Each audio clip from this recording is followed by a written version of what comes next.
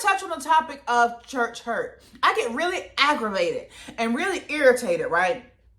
When I hear people talking about, I don't want to do what God told me to do because I've got church hurt. I am not going to do what God told me to do because he took Big Mama when she was 100 years old.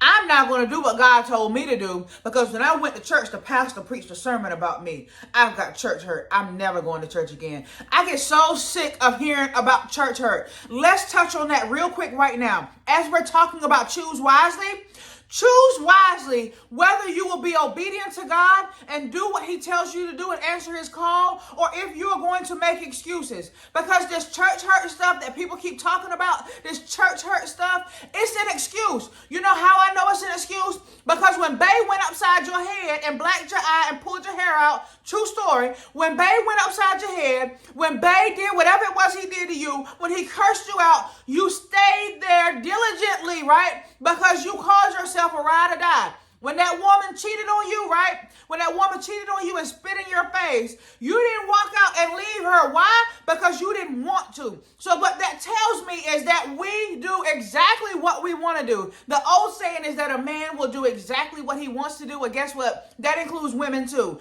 When we want to stay with somebody, we will do it at all costs, against all odds. We will do it when we are dedicated and determined. And so when people come and say this about this church hurt thing, I really get irritated by that, because we don't walk away from anybody else when we get hurt.